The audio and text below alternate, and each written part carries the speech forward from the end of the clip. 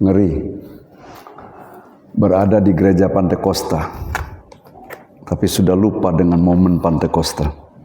Mari kita buka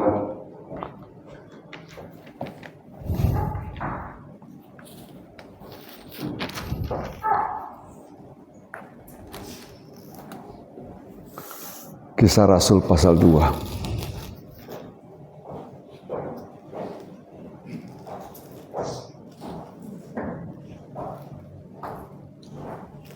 Mulai ayat 1 sampai ayat yang ke-13. Kita baca sama-sama secara responsoria ya. Saya mengundang Bapak Ibu berdiri.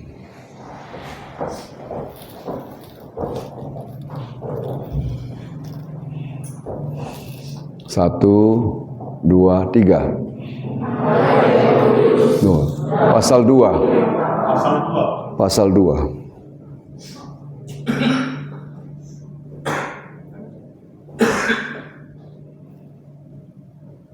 Satu, dua, tiga.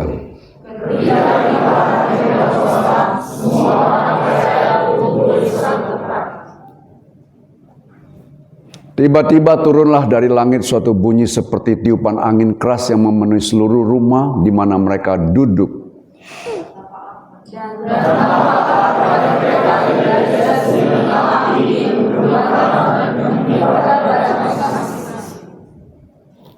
Maka penuhlah mereka dengan Roh Kudus, lalu mereka mulai berkata-kata dalam bahasa-bahasa lain, seperti yang diberikan oleh Roh itu kepada mereka untuk mengatakannya.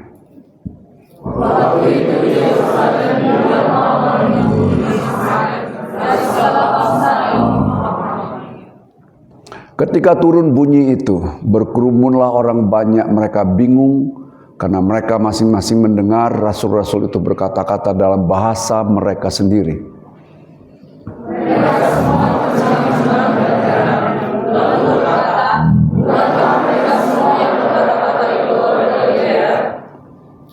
Bagaimana mungkin kita masing-masing mendengar mereka berkata-kata dalam bahasa kita sendiri, yaitu bahasa yang kita pakai di negeri asal kita?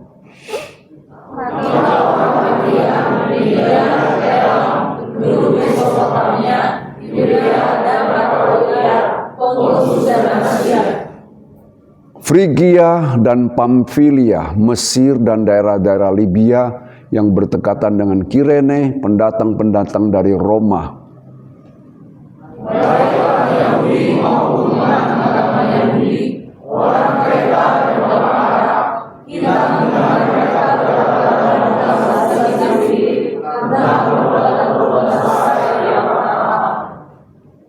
Mereka semua tercengang-cengang dan sangat termangu-mangu sambil berkata seorang kepada yang lain, apakah artinya ini?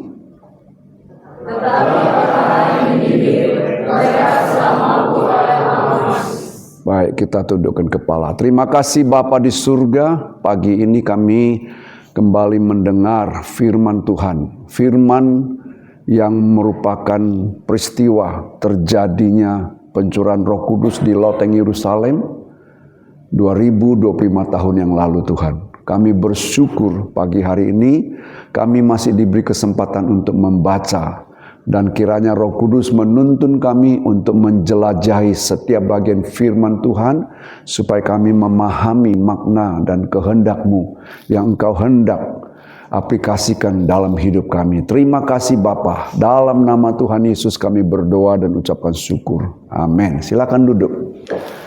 Bapak Ibu, kita sudah baca ayat 1 sampai 13. Tapi pada hari ini saya akan membahasnya sampai ayat 44. Sebagai pembacaan awal ayat 1 sampai 13 saja.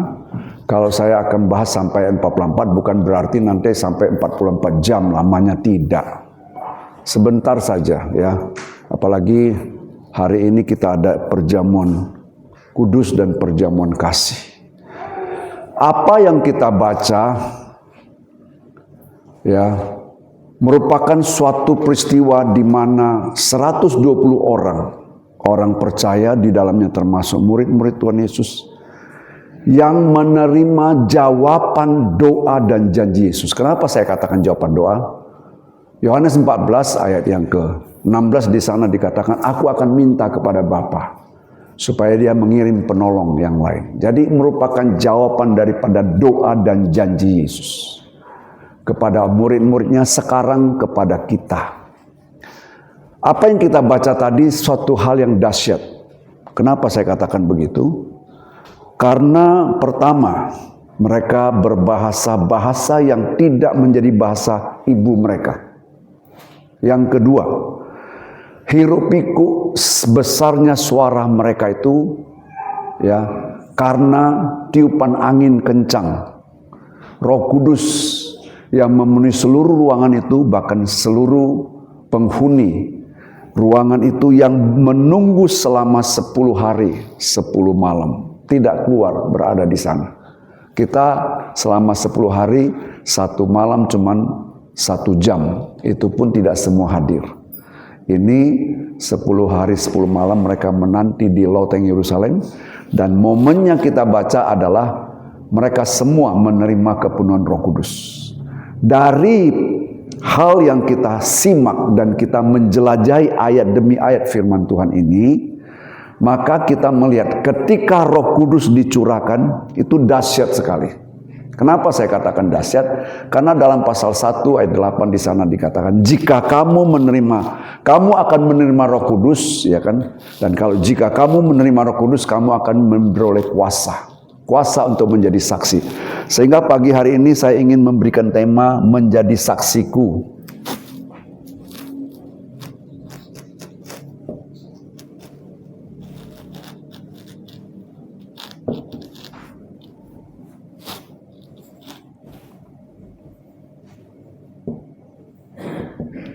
Sebagai acuannya kita ambil dari ayat 4.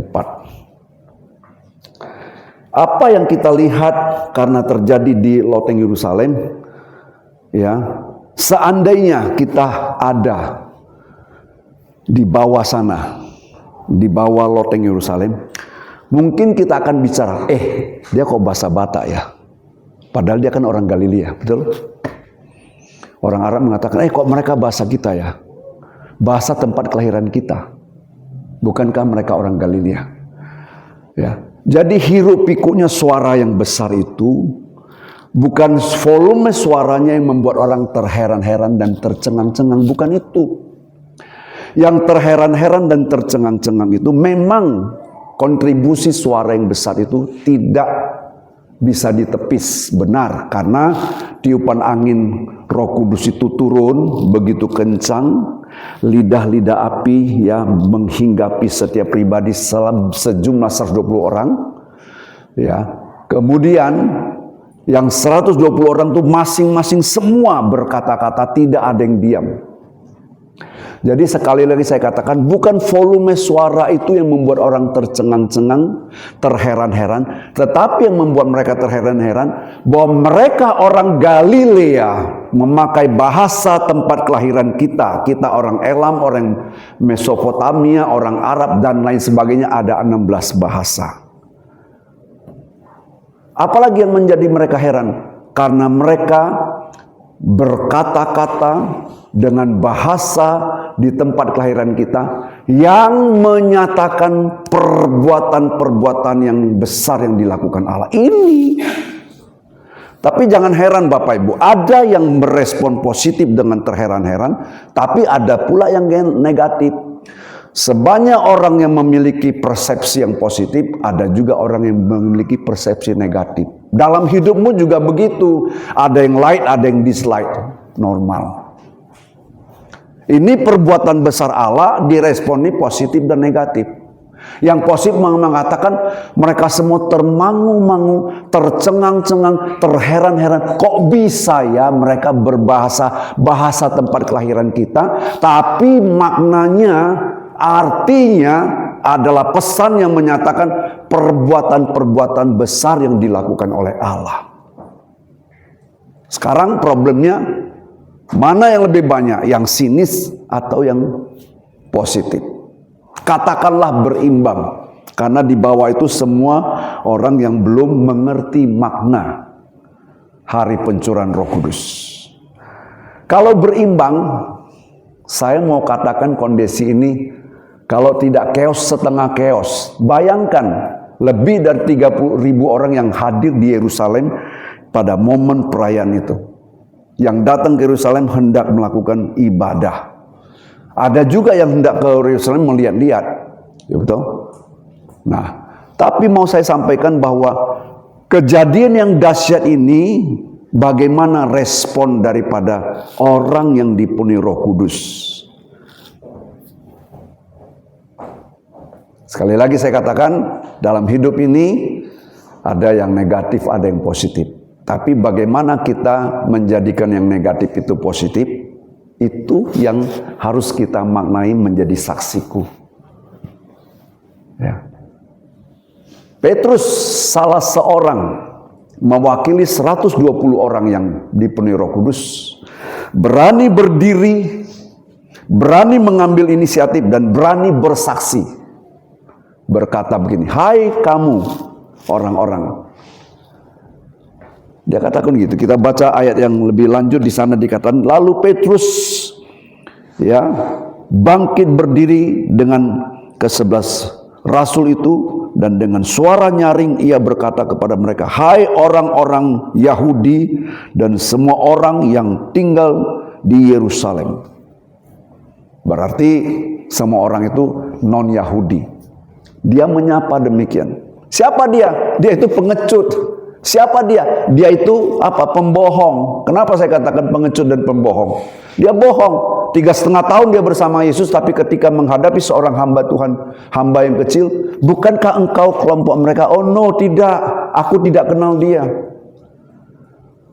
Tapi momen waktu hari pencurahan Roh Kudus dan mereka semua menerima janji yang Yesus janjikan itu, Petrus berinisiatif berdiri. Seketika itu saya mau katakan, dia menjadi pembawa damai. Kenapa? Karena di bawah itu sudah chaos orang. Sudah semua bertanya, kok bisa terjadi gitu ya? Mereka mabuk. Bayangkan kalau mereka mabuk bagaimana? Kalau kita, Bapak Ibu, kalau ketemu orang mabuk, Bapak Ibu mau lihat atau Bapak Ibu menjauhkan diri? Lebih bagus menjauhkan diri daripada mabuk. Sebab hukumnya susah.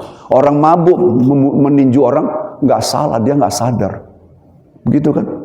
Jadi orang pada hal. Tapi Petrus berdiri menjadi orator yang luar biasa, menjadi pembawa damai. Dia menyapa orang-orang itu, kata, "Hei orang Yahudi dan semua penduduk Yerusalem, ya, hari baru pukul 9, kami bukan mabuk."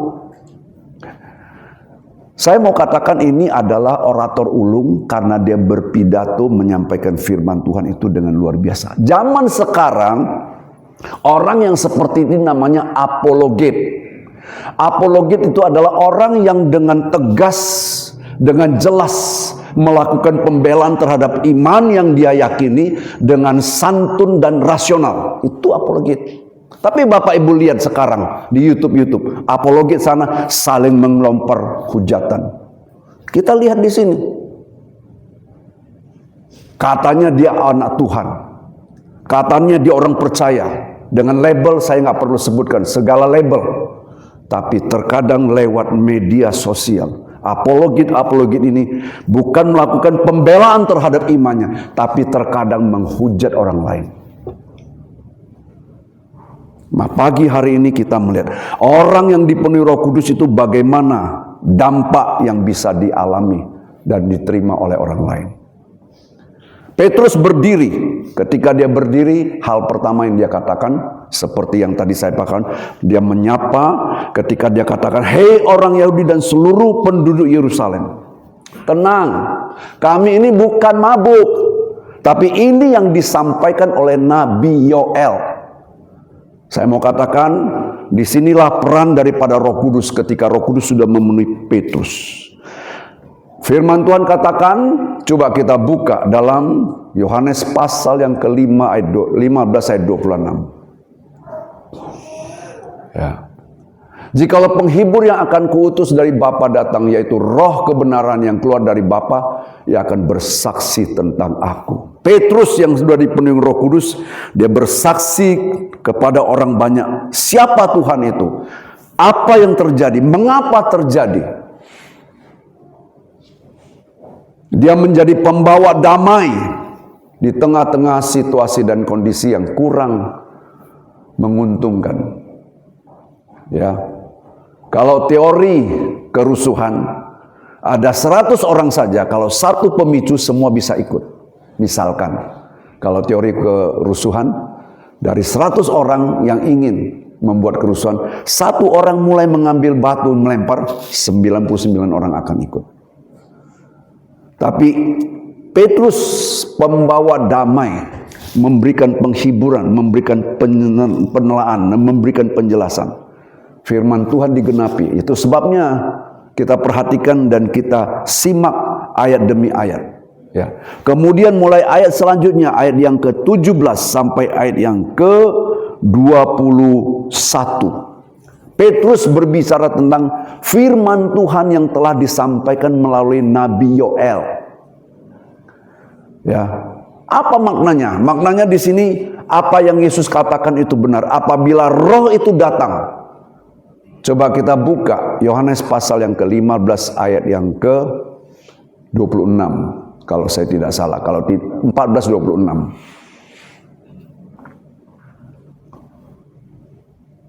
Tetapi penghibur yaitu Roh Kudus yang akan diutus oleh Bapa dalam namaku, dialah yang akan mengajarkan segala sesuatu kepadamu dan mengingatkan kamu akan semua yang telah kukatakan kepadamu. Ku itu adalah Yesus. Yesus adalah Allah.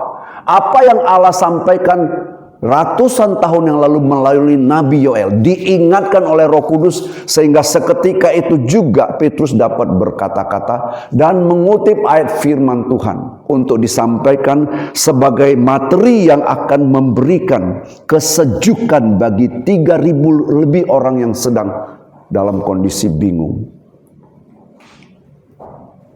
Roh Kudus mengingatkan, Roh Kudus mengajarkan. Petrus mengutip ayat itu dan membahasnya, menjelaskannya, sehingga semua hadirin diam, tenang. Dia menjadi pembawa damai, dia mengingatkan, dia memimpin orang itu supaya semua diam. Kita lanjut lagi. Ayat yang kita baca ayat yang ke-37. Ayat 37 coba ditampilkan, kita baca. Ya, Kisah Rasul pasal 2 ayat 37. Ketika mereka mendengar hal itu, hati mereka sangat terharu. Dalam Alkitab saya, terjemahan baru dikatakan hati mereka tersayat. Kalau tersayat itu kan seperti disilet ya. Lalu mereka bertanya kepada Petrus dan rasul-rasul yang lain, apakah yang harus kami perbuat saudara-saudara? 38. Ayat 38. Cepat sedikit, ayat 38. Jawab Petrus kepada mereka, bertobatlah dan hendaklah kamu masing-masing memberi dirimu dibaptis dalam nama Yesus Kristus untuk pengampunan dosamu, maka kamu akan menerima karunia Roh Kudus. Sekali lagi Petrus membuktikan apa yang dia miliki dia bisa berikan. Apa yang dia miliki? Dia memiliki Roh Kudus. Dia memiliki roh damai. Dia memiliki apa? Memiliki roh yang pengampunan. Firman Tuhan katakan di dalam Yohanes pasal 16 ayat yang ke-8, apabila roh itu datang, dia akan menginsapkan dunia. Bapak Ibu, kita sampai buih kita habis untuk bersaksi menuntun seseorang. Kalau tidak ada Roh Kudus, susah untuk membawa orang datang bertobat. Tapi seseorang kalau dijamah oleh Roh Kudus lewat penyampaian kita, Roh Kudus yang berbicara, Roh Kudus yang menyentuh hati mereka, seketika itu mereka bisa cepat bertobat. Bukan gampang, satu orang saja. Mungkin Bapak Ibu bersaksi kepada seseorang, mungkin itu saudaramu, mungkin itu famili dekatmu, bersaksi bertahun-tahun sampai detik ini belum bertobat, belum bisa menerima Yesus. Tetapi orang ini, Petrus, dia ngomong, saya tidak bisa tahu berapa lama, apakah pidatonya itu hanya dalam waktu singkat setengah jam atau mungkin dalam 2 jam, saya tidak bisa tahu karena tidak disingkapkan. Tetapi saya mau sampaikan, sekali dia ngomong, Roh Kudus yang ada di dalam dia, apa yang dia terima, Seperti firman Tuhan katakan di dalam Yohanes pasal yang ke-7, 37, 38, dan 39. Pada hari terakhir, pada puncak perayaan itu, Yesus berdiri dan berkata, barang siapa haus datang kepadaku. Ya. Dari dalam hatinya akan mengalir aliran-aliran sungai kehidupan.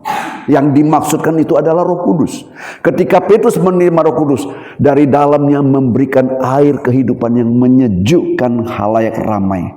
Sehingga khalayak ramai setelah mendengar itu, hal pertama responnya, mereka bertanya dan mengambil langkah berikutnya, bertobat.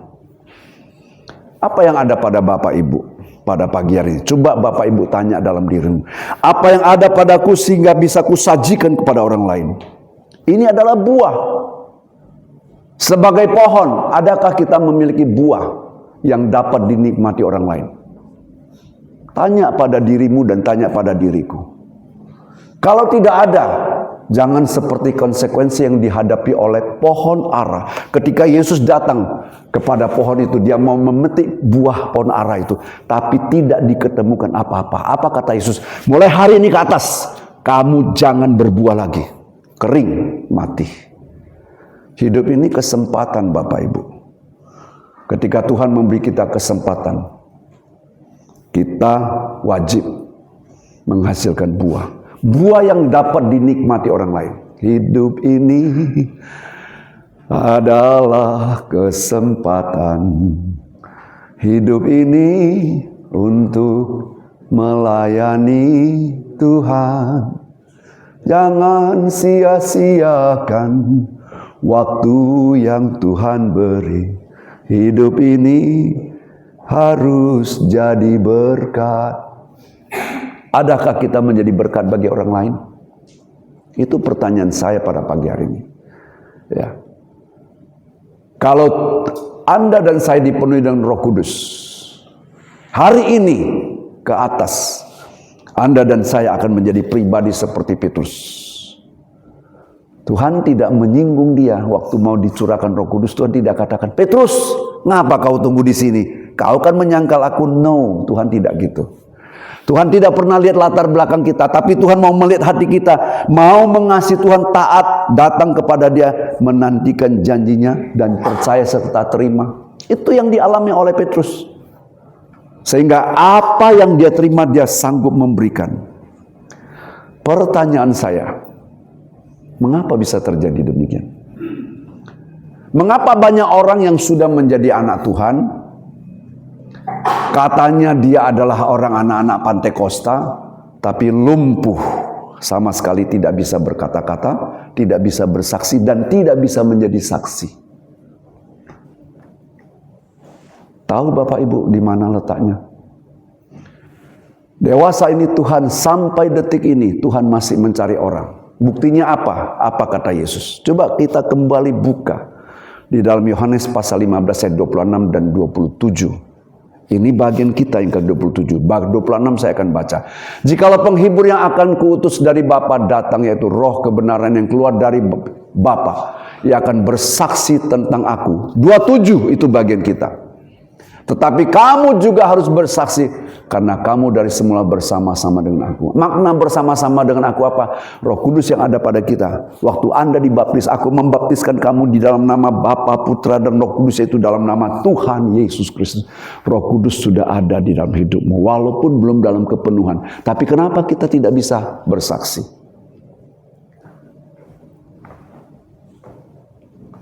Bersaksi bagian kita. Siapa yang belum dimenangkan dalam keluargamu? Halo? Coba Anda renungkan. Kalau belum, itu bagianmu untuk bersaksi. Karena firman Tuhan katakan, tetapi kamu juga harus bersaksi karena kamu dari semula bersama-sama dengan aku. Itu sebabnya sangat penting ayat firman Tuhan dalam Kisah Rasul 1 ayat 8. Itu penting sekali. Coba dibuka, saya akan baca. Ini penting ya. Kisah Rasul pasal 1 ayat 8. Ya. Tetapi kamu akan menerima kuasa kalau Roh Kudus turun ke atas kamu. Kenapa kita tidak bisa bersaksi? Mandul, nggak berani ngomong, nggak berani bersaksi. Kenapa? Karena kita belum menerima kuasa itu. Kita belum menerima kuasa Roh Kudus dalam hidup kita. Kalau ada kuasa maka kita mengalami transformasi. Kita mau melihat transformasi apa yang dialami oleh Petrus. Hal pertama yang Allah lakukan ketika Roh Kudus dicurahkan. Saya berharap Roh Kudus juga yang dicurahkan kepada Bapak Ibu. Hal pertama yang jelas nampak adalah hal satu. Saya baca. Kisah Rasul pasal 2 ayat 4 saya akan baca dengan jelas. Kisah Rasul pasal 2 ayat 4 saya baca, inilah yang dialami oleh Petrus. Maka penuhlah mereka dengan Roh Kudus, lalu mereka mulai berkata-kata dalam bahasa lain seperti yang diberikan oleh Roh itu kepada mereka untuk mengatakannya. Atau ayat 3 kita baca ulang. Ayat 3. Dan tampaklah kepada mereka lidah-lidah seperti nyala api yang bertebaran dan hingga pada mereka masing-masing. Ayat 4 saya baca ulang. Maka penuhlah mereka dengan Roh Kudus, lalu mereka mulai berkata-kata dalam bahasa-bahasa lain seperti yang diberikan oleh Roh itu kepada mereka untuk mengatakan. Dari seluruh tubuh kita ketika kita dipenuhi Roh Kudus, yang nampak dan jelas adalah organ tubuh di dalam mulut itu yang Tuhan pertama-tama kendalikan. Mulut, lidah ada dalam mulut. Bapak Ibu masih ingat pada zaman Raja Uzia? Semua orang sudah lupa bahwa Tuhan yang membawa, bahwa Allah yang membawa mereka keluar dari Mesir menuju ke tanah perjanjian. Mereka mulai hidup meninggalkan Tuhan. Tuhan sedang mencari orang yang dapat dijadikan penyambung lidah. Dalam Yesaya pasal 6. Coba kita baca ayat 8. Kalau saya tidak salah ya. Lalu aku mendengar suara Tuhan berkata, siapakah yang akan kuutus dan siapakah yang mau pergi untuk aku? Sampai saat ini Tuhan masih mencari siapa yang akan kuutus, siapa yang akan berbicara atas namaku. Halo? Tuhan tahu, Tuhan mencintai saudaramu yang belum selamat. Dia mencintai adikmu, mencintai ibumu, mencintai bapakmu, mencintai familimu yang belum selamat. Maka Tuhan katakan, siapa yang akan kuutus? Siapa yang akan pergi? Siapa yang akan berbicara atas namaku? Yesaya menjawab, ini aku Tuhan, utuslah aku. Mengapa Yesaya berani berkata demikian? Karena sebelumnya dia sudah dikuduskan. Kalau kita baca ayat sebelumnya, coba naik ayat 2 ayat ke atas. Ayat 6 dan ayat 7. Tetapi seorang daripada serapim berbicara tentang malaikat. Serapim itu terbang mendapatkan aku, di tangannya ada bara yang diambilnya dengan sepit dari atas mezbah. Bara itu adalah sama seperti apa? Bara itu sama seperti kalau zaman dulu, ya kalau zaman sekarang kalau kita mau setrika baju kan tinggal colok aja. Zaman dulu ada apa kalau mau setrika? Arang. Arang itu kalau menyala namanya apa? Bara. Seorang malaikat serapim terbang dengan sepit mengambil bara yang dari mezbah. Ayat 7 dikarenakan disentuhkan kepada mulutku, yang menyentuhnya kepada mulutku serta berkata, lihat ini telah menyentuh bibirmu, maka kesalahanmu telah dihapuskan dan dosamu sudah diampuni. Ketika kita mau menjadi saksi Tuhan, hal pertama yang Tuhan mau kuduskan, mulut kita. Dalam mulut ada apa? Ada lidah. Coba kan Bapak Ibu lihat, saya terkadang hanya tergoyang-goyang kepala, geleng-geleng kepala aja. Betapa luar biasanya dia menghafal ayat itu. Apologit yang berseliweran di media sosial. Ya, luar biasa dengan berbagai gelar. Tapi kok masih menghujat orang? Apakah Paulus menghujat orang-orang yang belum mengenal Kristus? Apakah Paulus menghujat orang-orang yang mengatakan mereka itu mabuk? No. Dia menjelaskan kami bukan mabuk. Yang namanya apologit, sekali lagi saya katakan, adalah satu orang, satu pribadi yang melakukan pembelaan terhadap iman, percaya dia dengan respon yang santun dan rasional. Itu namanya apologet dari bahasa Yunani. Petrus menjadi apologet pertama yang melakukan pembelaan terhadap apa yang dialami. Iman dia, Yesus bangkit, Yesus kembali ke surga, Yesus berjanji mencurahkan Roh Kudus dan kami alami sekarang. Kami bukan mabuk, kira-kira begitu. Mengapa hal ini terjadi? Karena sebelumnya Tuhan sudah menguduskan mereka ketika turun lidah-lidah api, ya, seperti bara yang diambil oleh serapim menyentuh mulutnya. Lidah-lidah api, roh itu masuk ke dalam hidupnya. Yang keluar itu adalah Roh Kudus yang menyucikan lidah mereka untuk berkata-kata sesuai dengan maksud dan rencana Tuhan. Halo. Ya.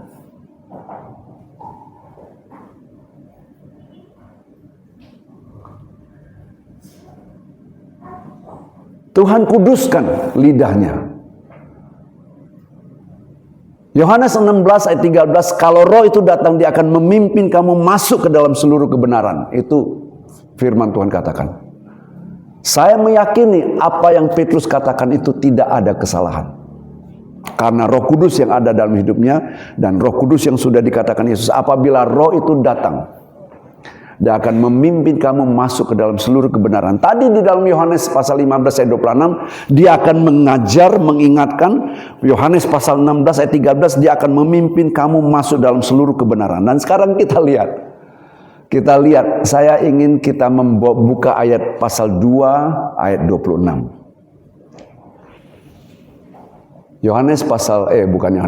Kisah Rasul pasal 2 ayat 26.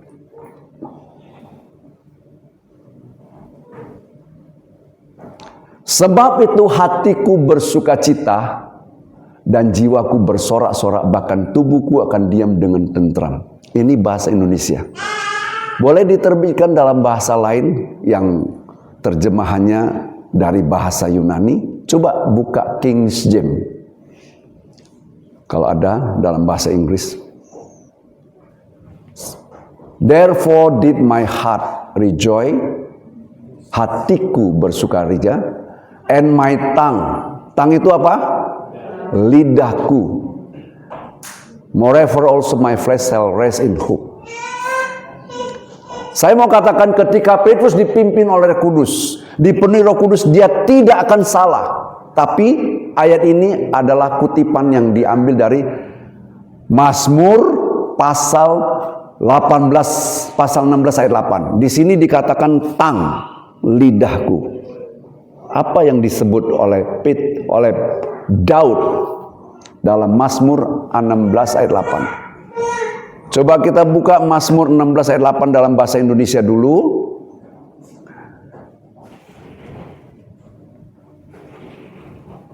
Coba 7. Ya.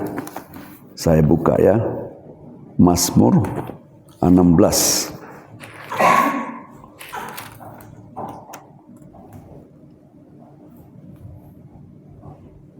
Ayat 9. Sebab itu hatiku bersukacita dan jiwaku bersorak-sorai. Bahkan tubuhku akan diam dengan tentram. Dalam bahasa Indonesia nggak jelas. Tapi saya melihat dalam bahasa Ibrani, bahasa Yunani, kemudian diterjemahkan bahasa Inggris. Lebih tepat yang diterjemahkan bahasa Inggris. Dalam bahasa Inggris disebutkan tadi my tongue. Dalam bahasa Ibrani dan dalam bahasa Inggris jiwaku disebut di sana bagaimana? Coba kita buka. Therefore my heart is glad and my spirit rejoice. My body also rests. Ini kok bukan King James yang dibuka. Tadi kan saya minta King James. Saya baca. Therefore my heart is glad and my glory rejoice. Daud katakan begitu.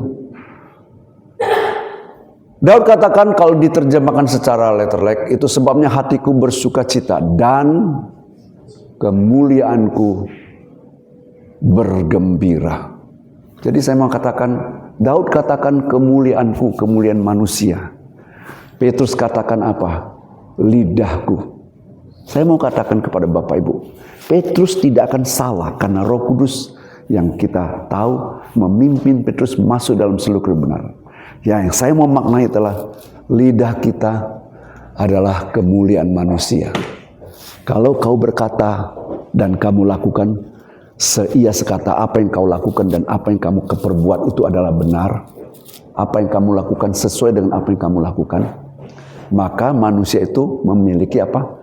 Kemasyhuran, kehormatan.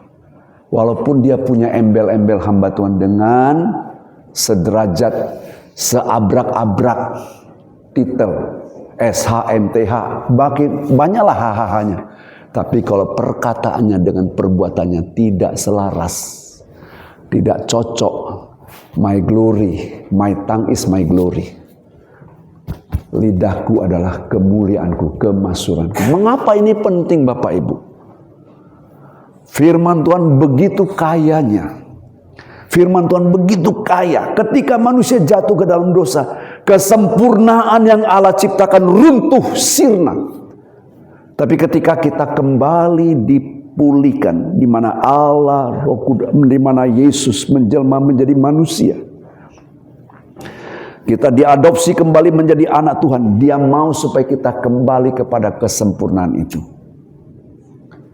Kesempurnaan itu akan terjadi pada waktu kedatangan Yesus. Tapi mulai kita hidup di atas muka bumi, perlahan-lahan dari seluruh tubuh kita ketika dikuduskan. Hal pertama yang dikuduskan adalah lidah kita supaya kita jangan sembarang ngomong. Karena lidah mencerminkan kemasyhuran seseorang. Dia ngomong A, dia lakukan A, itu sama. Saya masih ingat,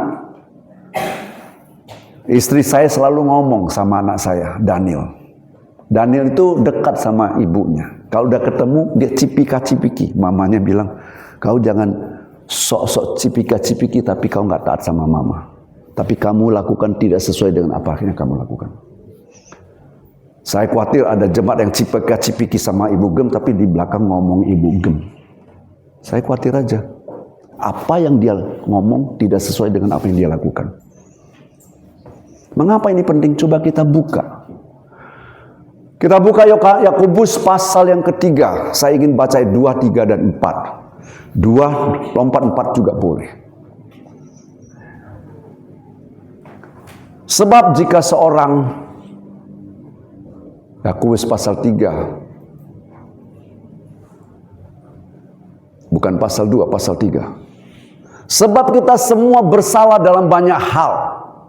Barang siapa tidak bersalah dalam perkataannya, ia adalah orang sempurna yang dapat juga mengendalikan seluruh tubuhnya. Kita lompat ayat 4. Gambaran nih, firman Tuhan tentang lidah kita.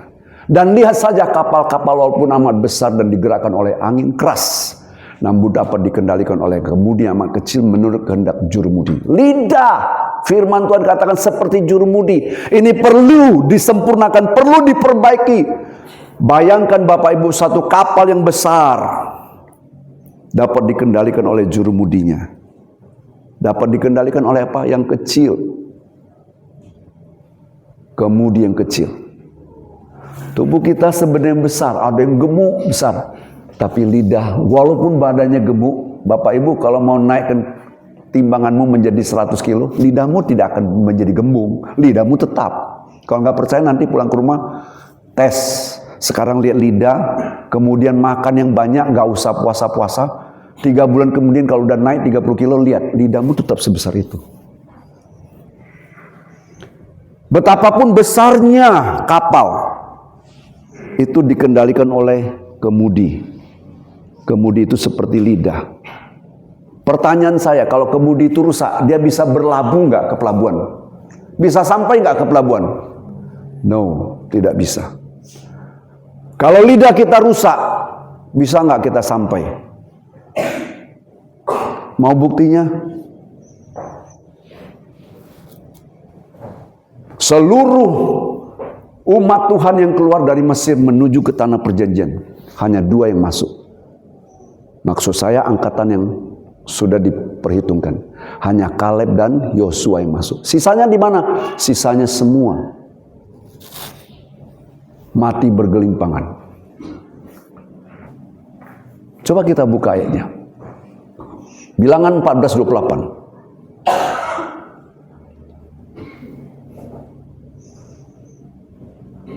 Bilangan pasal 14:28. Atau dari 24 bolehlah, yang tadi sudah dimunculkan, saya baca. Tetapi hambaku Kaleb karena lain jiwa yang ada padanya, dan ia mengikut aku dengan sepenuhnya. Akan kubawa masuk ke negeri yang telah dimasukinya itu, dan keturunannya akan memilikinya. 25. Orang Amalek dan orang Kanaan diam di lembah, sebab itu berpalinglah besok dan berangkatlah ke padang gurun ke arah laut Tebrau. 26. Lalu berfirman Tuhan kepada Musa dan Harun. 27.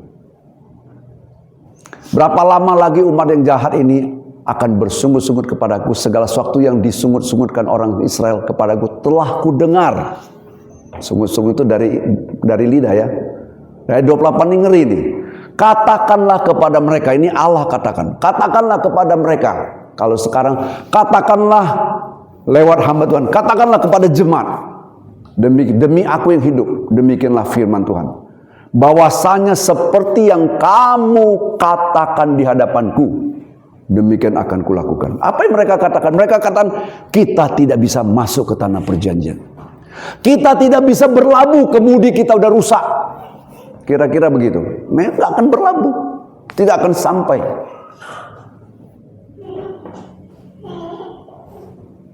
Karena itu, makanya penting sekali. Penting untuk kita, penting untuk Tuhan. Penting untuk kita supaya kemudi kita, lidah kita dipulihkan kembali, kita mulai disempurnakan lagi. Penting untuk Tuhan, karena Tuhan mau pakai kita menjadi saksinya. Supaya apa yang kita ucapkan selaras dengan apa yang kita lakukan. Setiap saat Bapak Ibu berkata kepada saya, setiap saat saya mendengar berita-berita tentang jemaat-jemaat di gereja, saya kadang-kadang hanya geleng kepala. Sekian banyak firman Tuhan yang sudah disampaikan, kok nggak nyangkut ya? Kok nggak nyangkut ya? Apakah ketika sampaikan firman Tuhan, lihat HP atau gimana? Pagi hari ini, Anda dan saya diminta oleh Tuhan menjadi saksi. Untuk menjadi saksi, hal pertama, Anda percaya serahkan dirimu untuk dibawa kendali Roh Kudus. Ketika Roh Kudus mengendalikan Anda, hal pertama yang dilakukan untuk transformasi hidupmu, lidahmu dibenahi. Sehingga kata-katamu selaras dengan firman Tuhan. Lidah yang sama mau dipakai untuk menyampaikan firman Tuhan. Jangan lidah yang sama untuk dipakai menghujat orang, memaki-maki orang. Karena lidahmu Tuhan mau pakai untuk sampaikan firman Tuhan. Dan di atas mimbar ini juga bukan tempat untuk menghujat seseorang. Di atas mimbar ini adalah firman Tuhan yang dipakai untuk sampaikan kepada firman Tuhan. Sebab itu saya minta Bapak Ibu, kalau saya sampaikan firman Tuhan, Bapak Ibu jangan berdoa, Tuhan urapi hambaku menjadi hamba yang luar biasa. Enggak boleh. Cukup katakan, Tuhan urapi hambamu supaya kebenaran firman-Mu termeterai dalam hidup kami. Ketika Roh Kudus ada memakai hidupku untuk menyampaikan firman Tuhan, Roh Kudus itu berada di tempatnya, di hati masing-masing. Ya, tidak ada yang luar biasa, hanya Yesus yang luar biasa. Ya, tidak boleh. Ya. Oleh sebab itu mari pagi hari ini kita merindukan Roh Kudus menjadi bagian hidup kita. Mintalah Roh Kudus untuk kembali menyempurnakan hidupku. Karena Roh Kudus mau pakai kita semua menjadi saksinya. Kiranya Tuhan memberkati kita. Mari kita berdiri.